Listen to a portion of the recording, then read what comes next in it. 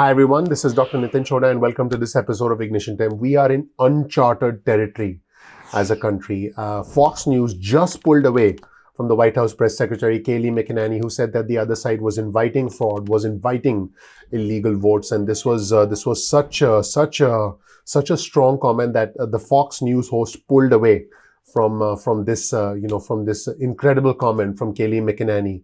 And in fact, immediately after that, the Fox host interviewed respected professor Stephen Mulroy, who's a University of Memphis law professor. And he was specifically asked about what impact this could have on the confidence of our fellow Americans on the electoral system and how do we process this as a country going forward. Because keep in mind, we're talking about tens of thousands of votes. We're not talking about a few hundred votes here and there. Now, let me be clear. The Fox News host did point out that, dead people voted in this election just like they have voted in other elections. So that is what the Fox News host said. So please don't blame the messenger.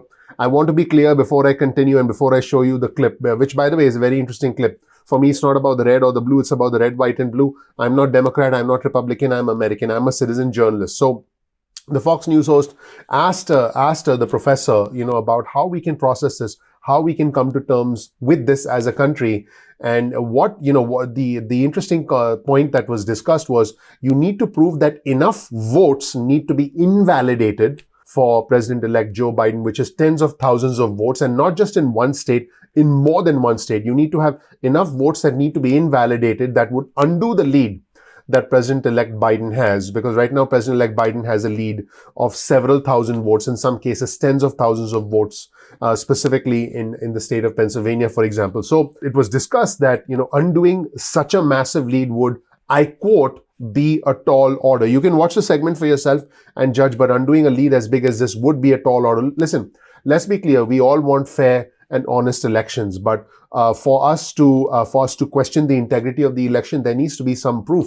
In fact, again, as you saw, with the comments from the White House press secretary Kayleigh McEnany, Fox News actually pulled away from that. So the bigger danger that exists is, will this make people question the authenticity of the entire electoral system? Will this undermine our confidence in our democratic process, in our electoral process, which I believe is much more important, much more sacred than false allegations?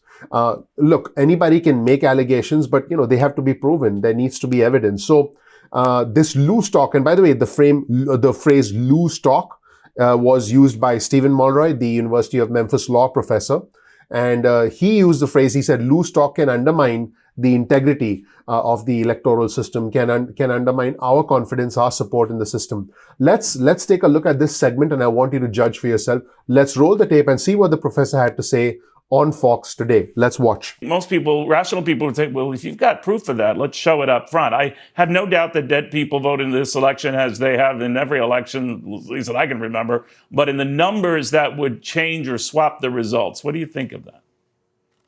Well, right. So I think you make an important distinction. The American people are probably less concerned about some obscure constitutional theory about whether the deadline was properly extended because of the pandemic or not. But if there was actual indications of straight up fraud, then I think that's the kind of thing that people would be concerned about.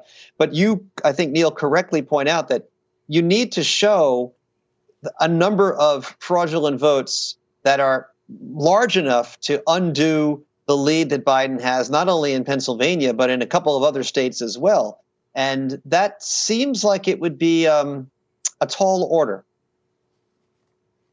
Do you think, Steve, that in the few seconds we have, that this could disrupt the system or make people who did not vote for Joe Biden question its authenticity, and that it could do maybe more harm than good? I think the more you hear that kind of loose talk, the more it undermines public confidence in the integrity of our electoral system, and that could have potentially bad consequences down the road. All right, Stephen, I'd love to get you back. I apologize for the truncated time with all these developments. Stephen Mulroy, the election law attorney. We're not judging one prove an outlandish charge or something on the surface seems outlandish. By all means, share it with us and we'll share it with the world. And by the way, speaking of the controversial comment from Kayleigh McEnany, that again, Fox News was simply unable to continue because they felt that was not something they could get behind. Let's actually roll the tape there and you can watch for yourself. And you can actually, again, see the Fox News host being visibly disturbed pulling away from it and not willing to be able to give it more airtime because he felt that that was a strong charge. There needs to be evidence about alleging that the other side invited fraud, invited illegal ballots. Now, keep in mind, there are always going to be some irregularities. But to say that the other side invited fraud, invited illegal ballots, that is taking it a step too far. That is taking it a step too far. And I'm not the only one who feels that way. That is something that you can see with your own eyes, something that happened on Fox News today. Let's roll the tape and you can watch. We want an honest, accurate, lawful count. We want maximum sunlight. We want maximum transparency. We want every legal vote to be counted, and we want every illegal vote to be... I just think we have to be very clear. She's charging the other side is welcoming fraud and welcoming illegal voting. Unless she has more details to back that up, I can't in good countenance continue showing you this. I want to make sure that maybe they do have something to back that up. But that's an explosive charge to make, that the other side is effectively rigging and cheating. If she does bring proof of that, of course, we'll take you back.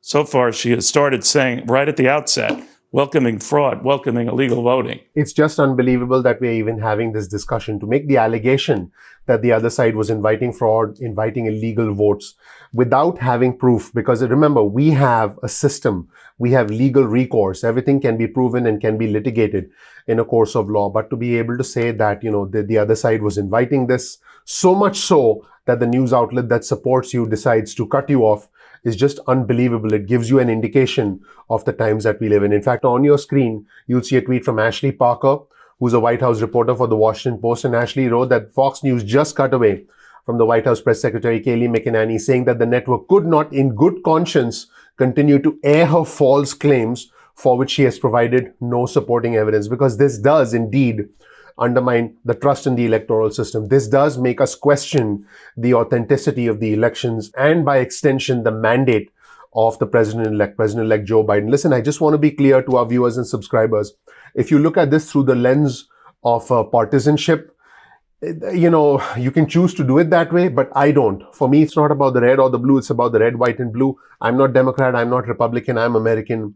It's just too chaotic. We need an end to the chaos, and we need to be able to move forward. We need to be able to definitely count legal votes and not count illegal votes. I mean, that goes without saying. You don't need the White House press secretary to do a press conference to say that. But what we should not be doing is undermining the confidence in the entire electoral system. Just unbelievable what's going on right now. And if you thought that was unbelievable, here's some new reporting from the president's favorite news reporter, Jim Acosta from CNN. And Jim Acosta just reported that President Trump was considering firing the FBI director, Christopher Wray. And, a lot of it would depend on the outcome of the election. So the president and his aides did have discussions about firing the FBI director, Christopher Wray. And these discussions took place prior to the election. And the conversations would hinge on whether the president won the election or not. Just unbelievable. I mean, we all know what happened with FBI Director James Comey. And we need to be able to move forward. We need to be able to come to some sort of an agreement, some sort of a consensus. We need to move forward as a country. And I do hope that the era of division gradually comes to an end, because this is too much divisiveness. Thank you so much for watching. My name is Dr. Nitin Chhoda with Ignition Time. If you learned something new from this video, please consider clicking the like button. Please subscribe. Please enable notifications. I really appreciate you watching. Also, please share this video with friends and family. Again, please subscribe. Please enable notifications. And that really helps out the YouTube algorithm. Once again, thank you so much. Please comment below. Let me know what you think. You'll find the links to all these sources in the description section below, so you can check them out for yourself. I look forward to seeing you in the next episode of Ignition Time. Bye.